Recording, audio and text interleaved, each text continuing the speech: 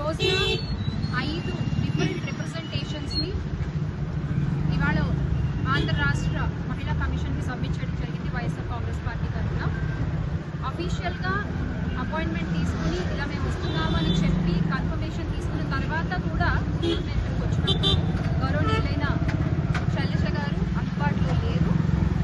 ఆ కారణంగా వారి సెక్రటరీ అయినటువంటి అనురాధ గారికి 5 రిప్రజెంటేషన్స్ ఇవ్వడం జరిగింది. ఈరోజు ఎలా ఉందంటే ఎన్నికల ముందు యువగళం అన్నారు మన నారా లోకేష్ గారు, ఇప్పుడు మాత్రం మౌనగళం పాటిస్తున్నారు. ఆ రోజున ఆడబిడ్డలకి అండగా ఈ అన్న ఉంటాడు అంటూ మాట్లాడారు. మరి ఈ రోజున అదే అన్న ఎక్కడికి వెళ్ళిపోయారు? క్రికెట్ స్టేడియంలో చప్పట్లు కొడుతూ తిరుగుతున్నారా?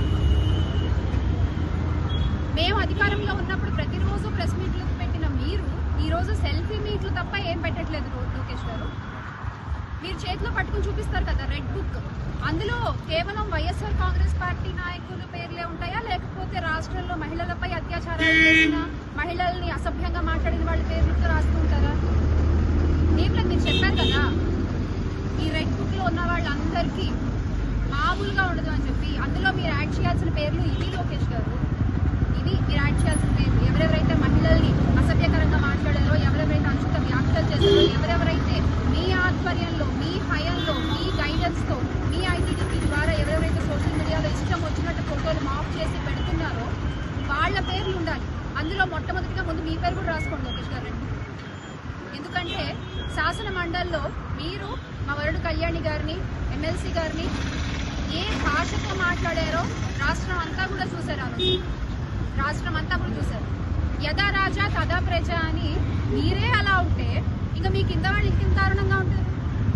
తప్పులేదు. ఈ రోజున ఇన్ని అఘాయిత్యాలు జరుగుతున్నాయి కూట పాలనలో మహిళల మీద అంటే ఎలాంటి తప్పు లేదు. ఎందుకంటే పాలిచ్చే వాళ్ళే అలా ఉన్నారు. చాలా ఈజీ అండి రెడ్ బుక్ పాలన అంటూ కబుర్లు చెప్పడం, లేకపోతే మేము రాష్ట్రాన్ని కాపాడేస్తామంటూ హామీలు ఇవ్వడం. ఎలా ఉంటాయంటే మీ హామీలు హీరోల్లాగా హామీలు ఇస్తారు, కానీ పాలన చూస్తే జీరోలా ఉంటుంది. ఎన్నికల ముందేమో 5G చూపిస్తారు, రాష్ట్రంలో ఈరోజు కనీసం 2G కూడా లేదు మీ పాలన. అలా ఉంది. ముఖ్యంగా మహిళలకైతే ఒక గంగమ్మ గారి కేసు కావచ్చు, కళావతి గారి కేసు కావచ్చు, ఒక చెట్టుకు కట్టేసి ఒక మహిళను కొట్టిన కేసు కావచ్చు, ఆడపిల్లలపై జరుగుతున్న అఘాయిత్యాలు కావచ్చు, హోంమంత్రి గారి ఇలాఖాలోనే ఎంతో మంది ఆడపిల్లలపై అత్యాచారాలు జరిగాయి. దానికి ఆవిడ తీసుకున్న యాక్షన్ ఏంటి? మీ దగ్గర సమాధానం ఉందా? దీని మీద సమాధానం ఉండదు. సోషల్ మీడియాలో మహిళలపై జరుగుతున్న ట్రోల్స్ మీద మీ సమాధానం ఏంటి? ఇది మేము వైఎస్ఆర్ కాంగ్రెస్ పార్టీ మహిళల గురించి మాత్రమే అడగట్లేదండి, ఆంధ్ర రాష్ట్రంలో ఉన్న ప్రతి ఒక్క మహిళ గురించి మాట్లాడుతున్నాము.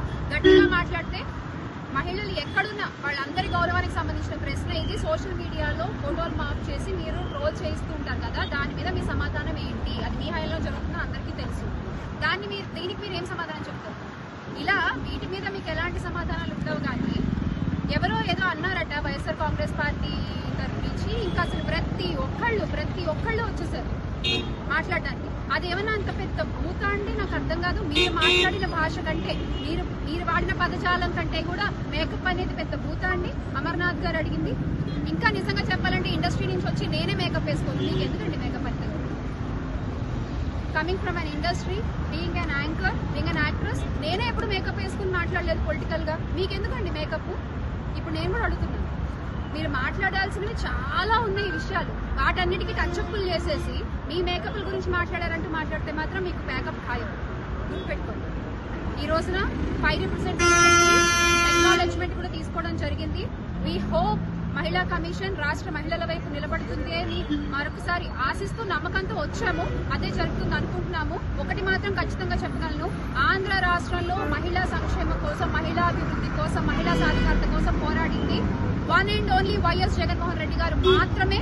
మళ్ళీ ఖచ్చితంగా జగనన్న ప్రభుత్వంలో మాత్రమే మహిళలు సంతోషంగా ఉంటారు అన్న విషయం ఈ రోజున ప్రతి ఒక్కళ్ళకి, రాష్ట్రంలో ప్రతి ఒక్కళ్ళకి అర్థమైందని మరొకసారి మీకు గుర్తు చేస్తున్నాను. మేకాంధ్ర గ్రేట్ ఇండియా.